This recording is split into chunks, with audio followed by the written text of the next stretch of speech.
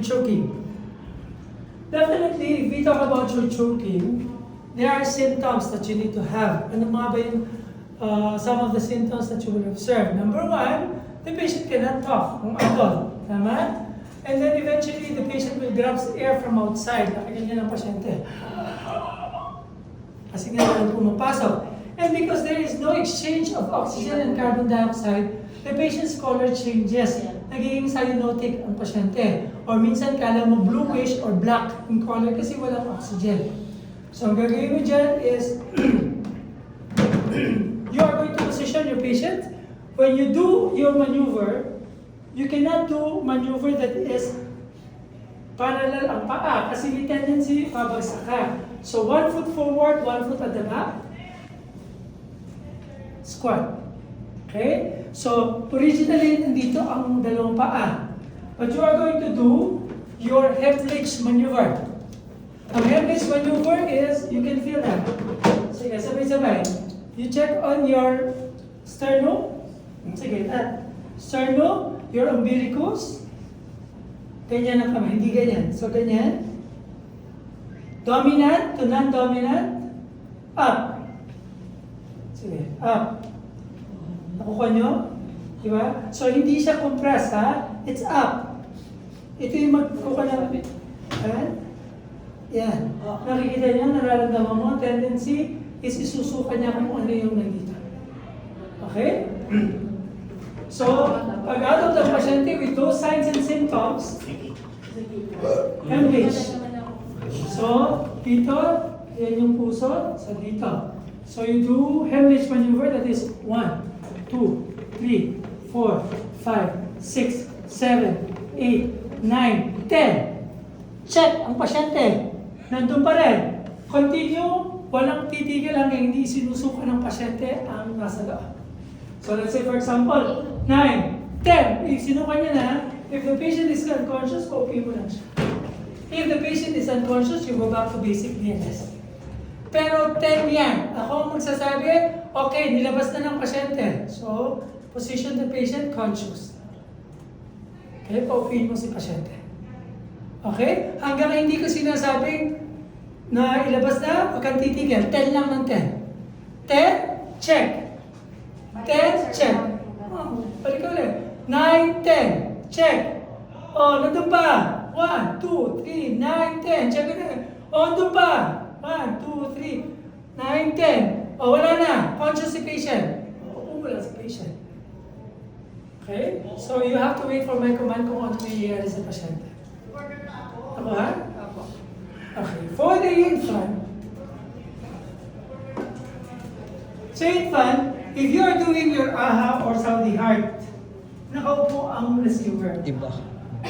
Pero sa TESDA, hindi pwede umupo. So, ganoon pa rin. 1 foot forward, 1 foot at the back. Kung anong nakahambang na paa, yun ang corresponding na kamay. So, ibig sabihin, pag ito ang forward, hindi pwedeng ganyan. Kasi opposite. So, dapat ito pa rin ang hawak. Okay? So, ipitin. Kasi may tendency, irritable ang bata, pwedeng mahulog. So, dapat ipit. Or kung gusto mo ganyan, wala namang problema. So, 1 foot, 1 foot. So, forward, kamay. So, head down, slap. So, pag sinabing slap, sampal. So, hindi ganon, ha? So, slap. So, 1, 2, 3, 4, 5. Hawak. Palit.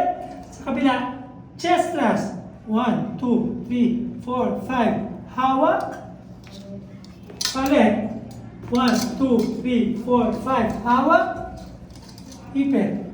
Hanggang sa hindi nilalabas ang nasa loob ng pasyente. Nakuha nyo? So for adult, 10, check. Sa bata, 5 chest thrust, 5 back slap. So ano yung tawag sa bata? Mr. Ruth, is there any scenario that yung patient hindi niya nilabas yung ano? So, hanggang hindi nilalabas, Huwag kang hindi na titigil. titigil. paano po kung talagang tagal yung ginawa, hindi rin ano? Basta proper lang, ilalabas na yan. Nalabas. ilalabas yan. Pag So, na- hindi siya tapas, lap, papataas. Pag Di ba, nalabas, parang pinupush mo siya. pag nalabas na ng patient, tapos unconscious pa rin yung patient, walang plasma, babalik. Mag-CPR ka. Unconscious. You go back to BLS. BLS. Paano? Kunyari, nilabasan ng pasyente, naging unconscious, you go back. Hey baby, are you okay? Hey baby, babalik ka sa basic breathing. Sir, may ganun na scenario kayong sasabihin. Saan? Pag yung sa choking. Ganyan. Sa choking. Sa... Joking na siya. Sa AHA kasi merong ano eh, hindi ka basta-basta pwedeng magganyan eh. Pero sir, kapag conscious siya, ganun buhay Saudi lang. kasi. Lalo pag nasa labas, tapos meron, hindi ka pwede basta Of course, pag conscious ang bata, hindi mo pwedeng pauwi ng bata. Kagayin mo ang conscious na bata. Okay? Tatandaan nyo, dito hindi ka nakaluhod na, tatayo ka pag nasa final assessment. Dito lang, nakaganon ang pasyente. But dito, tatayo. Yun ang nakakalimutan. Minsan, sasabihin ko, the baby is okay, conscious. Si caregiver, ginanon si baby. So, anong posisyon Are you sure? Yes. Ganun pa siya. Okay. So, binubuhat yan, binubuhat. Okay? Okay, sir. Patay ko na yung video. Okay na. So, please yung turo. Very particular ako to. Hindi kasi may ibang sasabihin the area is safe. I have one victim, nandun ang victim. I have one victim unresponsive, one bystander who can help. No, you have to pinpoint kung anong mga unconscious si patient. I have one patient unconscious. Kasi I have one patient. Oh, what happened to your patient?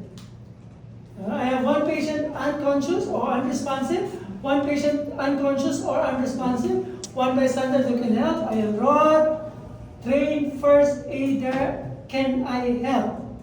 Sasagutin kita, yes, you can help. Tapos diretso. Okay, sir. Thank you. Please